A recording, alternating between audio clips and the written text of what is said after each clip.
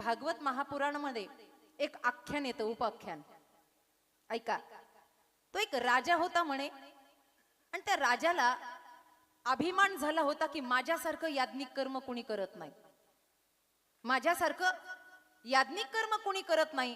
त्या राजाला न्याय देण्यासाठी देवर्षी नारद त्या ठिकाणी आले होते आणि त्याला समजावून सांगत होते, राजा कर्म साधना तू करतो, पण कर्मानंतर हा अभिमान नसावा. भक्ती तू करतो, भजन तू करतो, यज्ञ करताना कोणत्या गोष्टी कशा कराव्या ह्या जाणून घ्याव्या लागतात. भजनाचेही काही नियम आहेत. तुम्ही म्हणता भजनाचे काय नियम आहे महाराज? आम्ही तर हरिपाठामध्ये वाचतो, काळ वेळ नाम उच्चारिता. पण भजनाचा एकच नियम आहे, एकदा भजन प्रारंभ झालं की माऊलींची एकच ओवी लक्षात घ्यायची, मन मीची करी, मन मन मीची करी, माझी भजनी प्रेम धरी, ते सर्वत्र नमस्कारी, मज एकाते. मंदिराकडे चाललं की मंदिराच्या पहिल्या पायरीपर्यंत सगळं लक्षात ठेवायचं, माझ्यासोबत कोण कोण आहे. एकदा पायरी चढली की सगळं विसरून जायचं आणि मग तिथं एकच आठवण ठेवायची, मी भक्त तू देव, ऐसे करी विठ्ठल विठ्ठल. त्या राजाला ज्ञान देण्यासाठी पुरंजनाचं उपाख्यान सांगितलं. ज्यांनी वाचलं असेल त्यांच्या लक्षात येईल. कोण पुरंजन आहे? त्यांनी सांगितलं जरासं कठीण आहे आणि झोप येऊ शकते, म्हणून थोडं थोडं पाणी मधून मधून पित जा. ऐका, थोडं जड आहे ऐकायला, हे 12च्या वेळेला सांगू नाही पण सांगावं लागतंय. एक व्यक्ती निघाला म्हणे दक्षिण दिशेकडे. त्याचा एक मित्र होता, त्याचं नाव आहे अविज्ञात. नावं पण अवघड आहे भागवतातली, नाकी नऊ येती भागवतकारांच्या नावं. पण ज्यांना खरी कथा करायची त्यांचं सांगते, ज्यांना फक्त भजन गाऊन समाज डोलवायचंय त्यांचं सांगत नाही.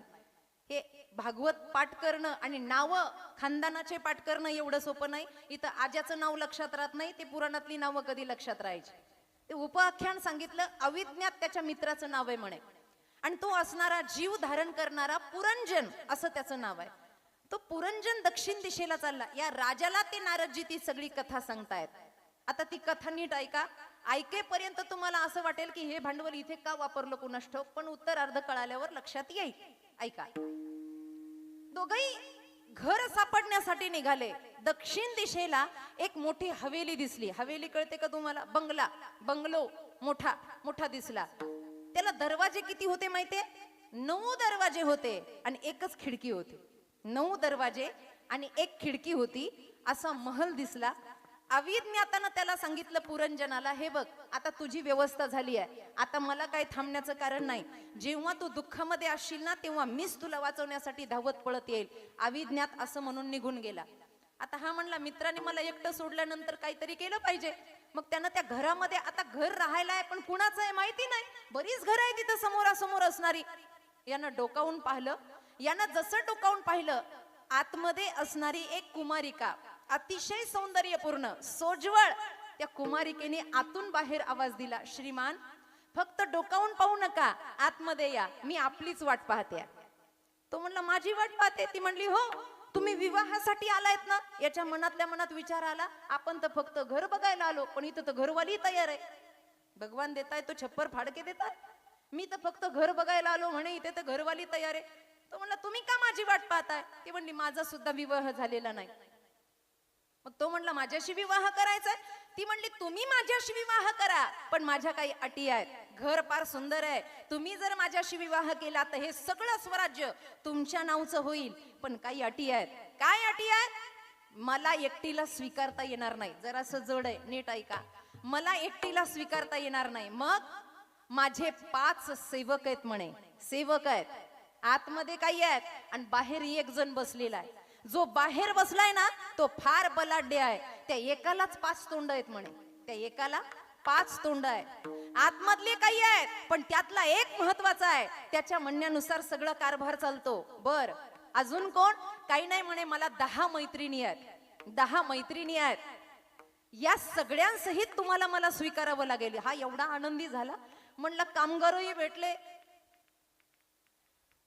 चहा करून द्यायची गरज नाही बायकोला, फरच्या पुसायची. बरेच लोक टेप रेकॉर्डर लावून भांडे घासतात असं मी ऐकलंय, ज्यांचे लव्ह मॅरेज झालेत. तसंही काही करायची गरज नाहीये. शेवटी मालकीनही भेटली आणि मालकही झालो. त्यानं वेळच लावला नाही महाराज तिच्यासोबत विवाह करायला. जसा आतमध्ये गेला तसा तिच्यासोबत त्यानं या सगळ्यांना स्वीकारून विवाह केला. आता लग्नानंतर नाव बदलतं म्हणतात. मग याचं नाव होतं पुरंजन आणि तिचं नाव ठेवलं पुरंजनी.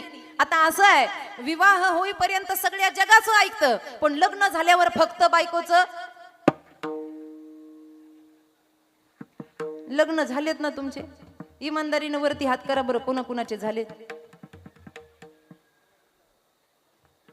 एवढे संन्याशी आलेत माझ्या नशिबात.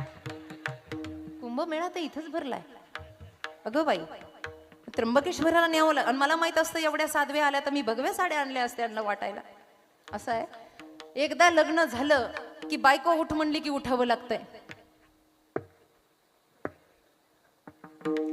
ती म्हणली ना इथेच नारळ फोडा. शिवाजी बा इथे नारळ फोडा, तिथंच फोडावं लागत. नाही फोडलं की घरी गेल्यावर आपलं नारळ फुटतंय. तुमचा विचार कर, सगळ्यांची झाली आहेत, सगळी भावंड आहे, तिचंच ऐकावं लागतं. ती जसं म्हणेल तसं करायला लागला. एवढा अधीन झाला, एवढा अधीन झाला. समोर एक हवेली होती, समोर एक बंगला होता. तिथे एक राक्षस राहत होता आणि त्या राक्षसाची वारंवार नजर याच्या प्रॉपर्टीवर, याच्या धनसंपदेवर, याच्यावर होती. त्यानं अनेक वेळेला आक्रमण केले, पण जे 5 तोंडाचं दारात बसलेलं होतं ना ते कुणालाच घुसूच देत नव्हतं. शेवटी त्या राक्षसानं एक युक्ती वापरली आणि स्वतःची असणारी एक लाडकी कन्या पाठवली आणि तिला सांगितलं, बाळ आता कशानंच आक्रमण झालं नाही ना, तुझ्याद्वारे आक्रमण होईल. गोष्ट वरवरची आहे, नंतर त्याचा सिद्धांत कळेल. ती मुलगी आली, ती म्हणली, बाबा काय करायचं? काही नाही करायचं म्हणे. त्याचं दार वाजव, त्याच्या अंतपुरामध्ये जा आणि त्याला एवढा जीव लाव की त्यानं स्वतःची बायको सोडून तुझ्यावर प्रेम केलं पाहिजे.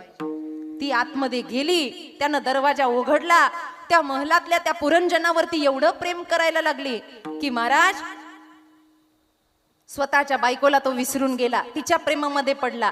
बघता बघता बघता बराच काळ झाला आणि मग मध्यरात्री जेव्हा बाप सैनिक घेऊन आला त्यावेळेला सगळ्यात पहिलं दार घरातल्या लेकीनं उघडलं. 5 तोंडाचं होतं, त्यालाही मारलं आणि तो राक्षस अंतपुरामध्ये घुसला, युद्ध करायला लागला. युद्ध करता करता त्या युद्ध प्रसंगामध्ये ही पुरंजनी या राक्षसाच्या हातून मरण पावली आणि आता तिचं सरण रचलं. जसं स्त्री आपल्या पतीसोबत सती जाते तसा हा पत्नी सोबत सती जायला निघाला आणि आता याचा देहाला चटके बसायला लागले. त्यावेळेला अविज्ञात धावत आला, जो पळून गेलेला मित्र होता तो धावत आला, त्याच्या हाताला धरलं आणि ओढलं. वेड्या, असं अग्नीमध्ये कोण कुणाच्या प्रवेश करतो का? अरे मी अविज्ञात आहे, मीच तुला वाचवणार आहे. आणि मग मस्तकावर थाप मारल्यावर त्याला कळालं हे सगळं स्वप्नवत होतं, सत्य काही वेगळं आहे. माझा दृष्टांत संपला. कळलाच असेल तुम्हाला. आणि काय कळलं? जीव आणि अविज्ञात हे प्रवासाला निघाले. अविज्ञातानं अर्ध्यात रस्ता सोडला. पुरंजन निघाला. याला मोठी हवेली बंगला दिसला. त्याला होते 9 दरवाजे आणि 1 खिडकी. त्याच्यावर निर्वाणपद कबीर महाराजांचं आहे. 9 दरवाजे दसरी खिडकी बाजे अनुहात ढोल, तुझे रे राम मिले अनमोल. अर्थात यानं डोकावून पाहिलं, आतमधल्या एका स्त्रीनं याला बोलवलं. ती स्त्री दुसरी कुणी नसून बुद्धी आहे. बुद्धी तिनं सांगितलं, एकटीला मला स्वीकारता येणार नाही, माझ्या सगळ्या समुदाया देखत तुम्हाला स्वीकारावं लागेल. मग तिच्या 10 मैत्रिणी आहेत. कोण? पंच कर्मेंद्रिया, पंच ज्ञानेंद्रिया. आतला एक रखवालदार आहे ज्याचं नाव आहे विचक्षण, म्हणजे ते आहे मन. आणि 5 तोंडाचं जे बाहेर बसलं ते आहेत पंचप्राण. प्राणापान, समान, उदान, अपान, व्यान हे पंचप्राण आहेत. समोर असणारा राक्षस कोण? तो आहे काळ. काळ, घडी घडी काळ. वाट याची पाहे अजूनही किती आहे अवकाश. त्यानं वारंवार आघात केले. मग स्वाईन फ्लू आला, चिकनगुनिया, महामारी, पण 5 तोंडाच्यानं काही आतमध्ये घुसू दिलं नाही. पण शेवटी माणसाला मरावं लागतं की नाही. मग या चंडवेगानं आपली मुलगी पाठवली. त्या मुलगीचं नाव आहे जरा, म्हणजे म्हातारपण. ही जरा पाठवली. जरेनं शरीरावर प्रेम केलं आणि म्हातारपण असं आहे की ती कुणाची काळजी करत नाही, स्वतःची काळजी करतं. स्वतःच्या गुडघ्याला औषध लावतं, बायकोला सुद्धा विचारल्या जात नाही, स्वतःच पाहिल्या जातं. जरेवर प्रेम केलं आणि मग कशानच मनुष्य मेला नाही, तर शेवटी वृद्धावस्थेनं मनुष्य मरतो.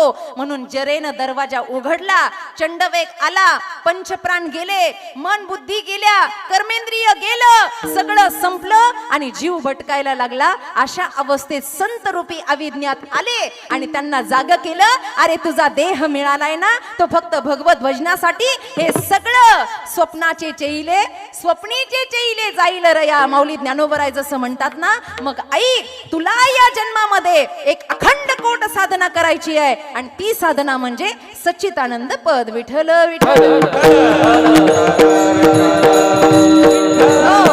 आणि मग ती साधना करताना काय करायचं? सकाळी उठायचं, ब्रश करायचा, बहिर्दिशेला जाऊन यायचं, इस्त्रीचे कपडे घालायचे, मग फोन घ्यायचा, पहिले व्हॉट्सअप पाहायचं, मग कोण मेलं त्याला गुलाबाचं फुल पाठवायचं, ज्याचा वाढदिवस असेल त्याला सुद्धा तेच गुलाबाचं फुल पाठवायचं, मग कुणी आलं दिलं असेल तर त्याला धन्यवाद. हे असं आहे. वारकरी संप्रदायामध्ये त्रिकाळ संध्या सांगितली आहे. सकाळचा काकडा, दुपारचं गाथा भजन आणि संध्याकाळचा हरिपाठ. सत, चित आणि आनंद या साधनेमध्ये वारकरी संप्रदाय तत्पर झाला आणि तुकोबराय एवढे निज ध्यासाला बुडले की माझी मज झाली अनावर वाचा, छंद नामाचा लागला महाराज. आणि जी साधना तुकोबरायांनी केली त्याचं भजन करू. विठोबा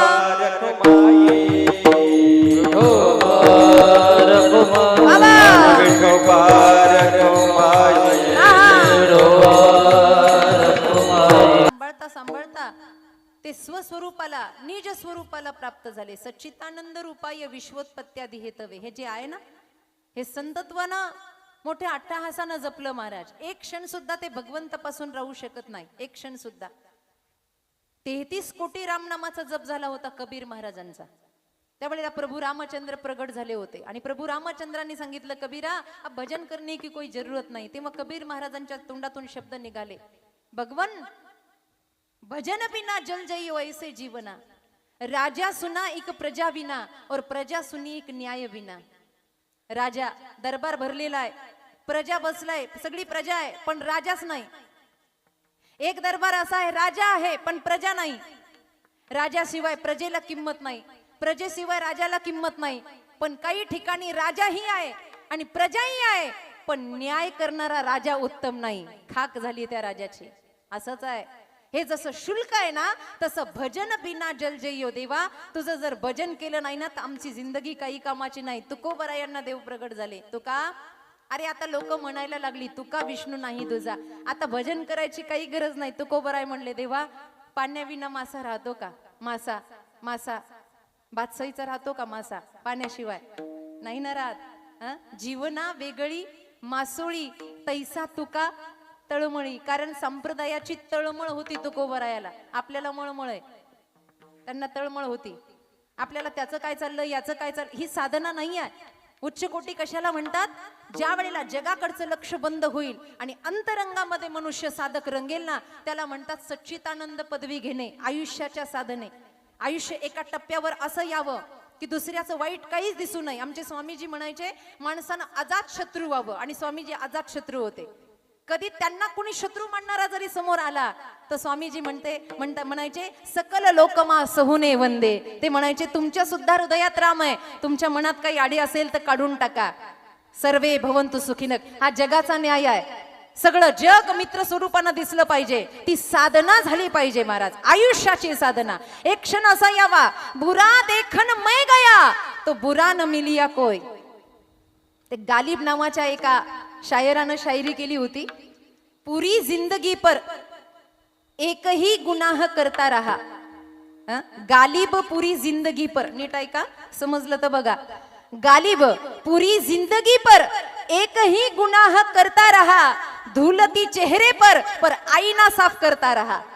धूळ चेहऱ्यावर होती आणि हे रोज आरसा पुसायचं. तोंड चांगलं दिसत नाही, तोंड चांगलं दिसत नाही. आता क्या करू मेरी सुरती यायची, तोंडच पडलेले असतात, त्याला आरसा काय करणार. एक आजी यात्रेमध्ये गेली, म्हणेन त्या आरशावाल्याला म्हणली, ए आरसा कितीला दिला? तो म्हणला 250 रुपयाला. ती म्हणली, मेल्या एवढं लुबाडतोस होय? 250 रुपयाला आरसा? तिनं आरसा हातामध्ये घेतला आणि पाहिलं, केस जरा नीट केले. आजीबाई म्हणली, अरे 250 रुपयाचा आरसा आहे पण काही धड दिसत नाही. तो म्हणला, आजी दुसरा बघा. त्यानं 500 रुपयाचा घेतला. म्हणे, अरे ह्या कितीला? म्हणे 500 रुपयाचा. मेल्या म्हणे, गावाला लुबाडायला बसला. माझ्या काळात 2 रुपयाचा आरसा होता, पण तेव्हा मी कशी दिसायची. ती 14 वर्षाची होती तेव्हा. आता 60 वर्षाची झाली, कशी आरशात चांगली दिसेल महाराज.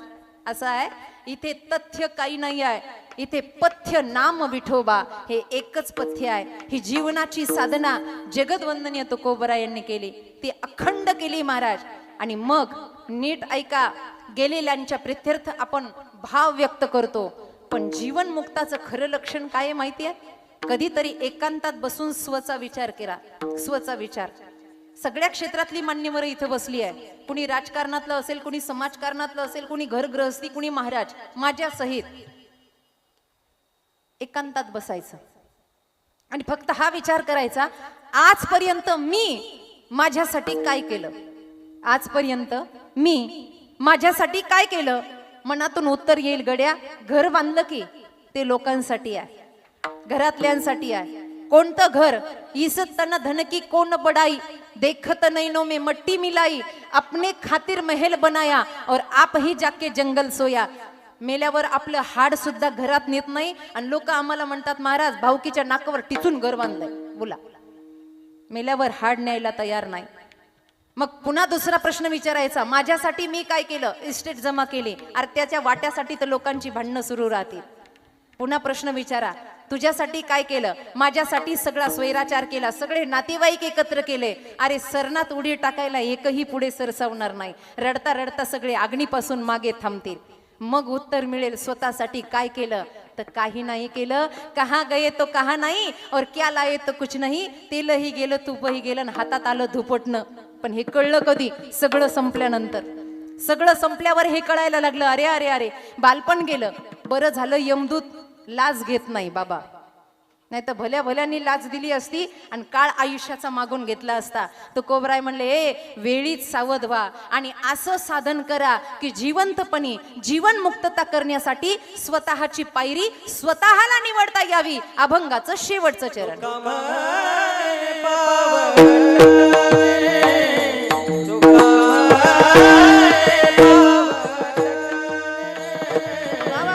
स्वर्गाची निशाणी.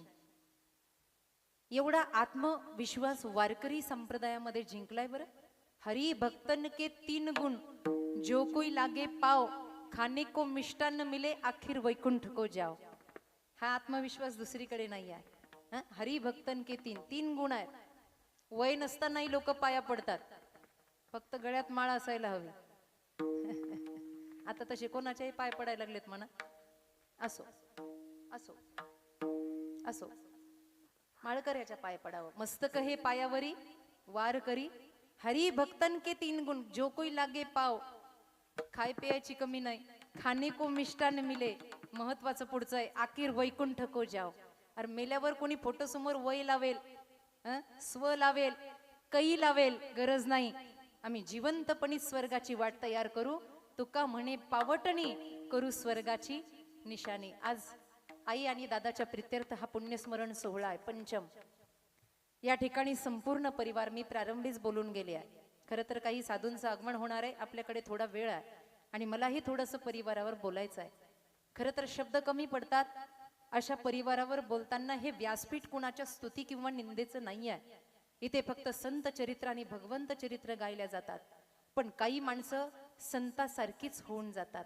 संत व्हायला विशिष्ट कोणता कपडा धारण करण्याची गरज नाही. संत होण्यासाठी सद्बुद्धी लागते, विवेक कौशल्य लागतं, विनयता लागते, विनम्रता लागते. आणि हे सगळे भाव जेव्हा साधारण माणसात सुद्धा पाहायला भेटतात ना, तेव्हा बाबा लोक म्हणतात, अहो साधा नाही, देव माणूस आहे. बरं तो देव माणूस आहे. जिवंतपणी देवत्व यावं. माईबाप हा खारीक परिवार असाच आहे. आदरणीय किसन बाबांच्या सानिध्यात सजलेला हा परिवार. आणि म्हणून मी सुरुवातीला बोलून गेले की आमचे आदरणीय कामिनी वहिनी, खरं तर बांगडी घालावी सौभाग्याच्या नावानं, कुंकू लेवावं सौभाग्याच्या नावानं, स्त्रीचा सगळा शृंगार असतो तो सौभाग्यासाठी. पण राधाजी म्हणतात, काना आपण मला सोडून निघालात, आता माझं जीवन किती अधुरं आहे. अशीच अवस्था आमच्या वहिनी साहेबांची आहे. खरं तर अख्खं आयुष्य ज्यांनी समर्पणाला दिलं, बापाचं घर सोडून नांदायला सासरी आल्या, पण काळानं प्रघात घातला. मला अजून त्यांच्या दुःखावर मीठ चोळायचं नाही. फक्त एवढं आहे वहिनी, 2 साजिरी मुलं आपल्या प्रारब्धामध्ये आहेत आणि आपल्या पतीचा आशीर्वाद आपल्या सोबत आहेत. बस विठ्ठल नामाच्या रंगात रंगून जा. या दुविधेला टाळण्यासाठी ही एकच गोष्ट अशी आहे की महेश दादांना भावपूर्ण श्रद्धांजली देईल. या ठिकाणी संपूर्ण परिवार आहे. परिवारातली माई गेली आहे. लेकराचं आणि आईचं अतूट नातं आहे. महाराजांचा एक अभंग आहे, जिचे पिढे बाळ प्राण तियेचा विकळ, ऐसा मातेचा स्वभाव सूत्र दोरी एक जीव. सुखाची विश्रांती उमटे मातेची या चित्ती, तुका म्हणे संत तुम्ही बहु कृपावंत. संतत्व आणि मातृत्व सिद्ध केलं. खरं सांगू आई बाप, तुमची आई असेल का माझी आई असेल, आई हे जगातलं फार वेगळं सौंदर्य आहे. म्हणून आमच्या या माता भगिनी ज्या वेळेला प्रसूत होतात ना, तेव्हा स्त्री बाळांतपणाच्या वेळेला अख्खं सौंदर्य आपल्या बाळाला देत असते, अख्खं सौंदर्य. म्हणून तुम्ही बघा, तुमची लेकरं तुमच्यापेक्षा सुंदर दिसतात. याचं कारण काय माहित? तुमची मुलं तुमच्यापेक्षा देखणे आहेत. याचं कारण आहे की तुम्ही अख्खं सौंदर्य त्याला देता. पण एक गोष्ट सांगू, ज्या दिवशी घरातली माय जाते ना, लेकराच्या तोंडावरचं अख्खं सौंदर्य घेऊन जाते, अख्खं सौंदर्य. कारण तिच्यासारखी रूपवती कुणी नाही. माझ्या आईला जगाच्या पाठीवरचं सगळं ज्ञान कळतं, हा लेकराचा भोळा भाव आहे. ऐका, म्हणून आमच्या वंदनाताई, गणेश दादा, घरातली सगळी सदस्य, कार्यक्रमाला शिवाजी दादा सगळे दिसतात, पण गलबला करणारी आमची माय दिसत नाही. कारण वय झाल्यानंतर महिला मंडळींना फार धीर बसवत नाही. अगं असं कर, असं तसं कर, तसं कर. सुनांवर राज करणारी एक सासूबाई असते, घरातली लक्ष्मी असते. आणि ज्या वेळेला ते घर, तो कोपरा रिकामा होतो ना, तेव्हा मन म्हणतं, देवा सगळं न्यायला हवं होतं, पण माझी आई ठेवायला पाहिजे होती. मला चांगलं आठवतं, मराठी मीडियम मध्ये 10वीच्या वर्गामध्ये परीक्षेच्या वेळेला निबंध यायचा, माझी आई, माझी आई. आपल्यापैकी कितीतरी जण असे असतील की आईवर निबंध लिहिणारे असतील. मला स्वतःला पुरवणं कमी पडल्या होत्या माझी आई मांडताना. कारण आईचं सगळं सांगायचं होतं, वेळ संपत चालला होता, कागद कमी पडत होते आणि आईवर तर लिहायचं होतं. पण लिहिता लिहिता लिहिता पेन थकला. पृथ्वी का कागज करू, लेखनी करू बनराई, 7 समंदर की मसी करू, पर माता के गुण लिखो ना जाई. आई असं अमर्याद व्यक्तिमत्व आहे की आईसाठी वाणी कुंठित होईल. कधी सागराला भरता येत नाही आणि कधी आकाशाला कोणता येत नाही. अशीच सिद्ध आई असते, तिला कधी शब्दात बांधता येत नाही. तिच्या फक्त प्रेमाचं वर्णन केलं जातं. भगिनी निवेदिता यांना एकदा कुणीतरी विचारलं होतं, भगिनी तुम्ही तरुणपणी संन्यास घेतला, याचं कारण काय? भगिनी म्हटल्या होत्या, जन हो, माझं नितांत प्रेम माझ्या आईवर होतं. बाबा लहानपणीच गेले, भाऊ नव्हता. स्वामी विवेकानंद यांच्या गुरु भगिनी होत्या भगिनी निवेदिता, रामकृष्ण परमहंस यांच्या साधिका, साध्वी. आणि अशा वेळेला त्यांनी अट्टहासानं समाजाला सांगितलं, मी गुरुजींना जेव्हा म्हणाले मला संन्यास द्या, त्यावेळेला गुरुजी म्हणले, बाळ तुझ्या पाठीमागे आईचं कर्तव्य आहे आणि कर्तव्यात अर्ध्या सुटलेल्या माणसाला संन्यास देता येत नाही. विरजा हवन त्याचा करता येत नाही. माझी आई गेली, भगवंताला काय कळालं, माझी आई आजारपणामध्ये गेली आणि म्हणून जन हो, ज्या घरात माझी मायच राहिली नाही त्या घरात मी राहून काय करू, म्हणून मी संन्यास घेतला. आणि स्वतःच्या चरित्रामध्ये त्यांनी एक लपंडावाचा खेळ सांगितलाय. लपंडावाचा खेळ नीट ऐका. पुरुष मंडळी सकाळी उठतात आणि कामासाठी निघून जातात, पण आमच्या ह्या माता बसलेल्या असतात ना, यांना हा खेळ चांगला माहिती आहे. छोटंसं तानुलं घरामध्ये असतं 5-7 वर्षाचं. आता मोबाईलचा काळ निघाला म्हणून विषय सोडून द्या, पण पूर्वीचा काळ असा होता की आईनं लेकरासोबत खेळायचं आणि मग ते चिडून घरामध्ये यायचं आणि म्हणायचं, आई ग, गल्लीतली सगळी मोठं मुलं खेळतात, मी लहान आहे म्हणून मला कुणीच खेळामध्ये घेत नाही, तू माझ्यासोबत खेळ ना. मग कितीही सासूरवास, तुमच्या भागामध्ये सासूर हा शब्द अपवाद आहे, पण आमच्या काही भागामध्ये एवढा सासूरवास आहे सुनांना, एवढा सासूरवास आहे की त्यांना सासूच्या आज्ञेशिवाय काही करता येत नाही. आणि अशा वेळेला ती सासूरवासीनबाई आपल्या लेकरासोबत खेळते. मग खेळता खेळता कोणता खेळ खेळायचा, तिला काही साडी घातल्यामुळे उड्या मारता येत नाही, पळता येत नाही. मग ते लेकरू म्हणतं, आई नीट ऐका, आपण लपंडाव खेळू. लपंडाव माहितीये तुम्हाला, एकानं लपायचं आणि एकानं शोधायचं. मग ते बाळ म्हणतं, आई आपण लपंडाव खेळू, नीट ऐका. मग लपंडाव खेळण्यासाठी आई तत्पर होते. मग आई म्हणते, ठीक आहे मी तुझ्या सोबत खेळते. असं करते, मी डोळे बंद करते, तू लपायला जा. मग आई समोरच्या बैठकीमध्ये हॉलमध्ये डोळे बंद करून बसते. आणि मग ते म्हणतं तानुलं, तुम्हाला कधी कधी बाळांचं बाळपण आठवत असेल, आई मी लपायला जातो बरं का आता. आणि ते लपायला जातं. आता मला एक प्रश्नाचं उत्तर द्या, घर सगळं आईच्या पाट आहे की बाळाच्या पाट आहे ग? आईच्या पाट आहे की ना? सगळं घर आईच्या पाट आहे ना? अशा वेळेला ते बाळ जेव्हा लपायला जातं तेव्हा आई म्हणते, हे बघ बबड्या, त्या कपाटाकडे जाऊ नको, तिकडे काचाची बाटली फुटलेली आहे, तुझ्या पायाला घुसेल. आणि मग ते भोळं म्हणतं, आई पडद्याच्या मागे लपू का, किती वेळ आहे. मग आई म्हणते, हो हो लप. आईला सांगून लपतं पडद्याच्या मागे. आई मी लपलो बर का, 10, 20, 30, 100 पर्यंत मोजायला सुरुवात करतं. मग आई सुद्धा त्याच्यासारखीच भोळी होते. आई हळूहळू पावलानं येते आणि विचारते, माझं बाळ कुठं लपलं, माझा राजा कुठं लपला. असं करता करता करता करता मुद्दाम पडद्याच्या जवळ येते. अगं बाई, माझा बबड्या कुठे जाऊन बसलाय कुणास ठाऊक देवा, कुठे असेल माझं बाळ.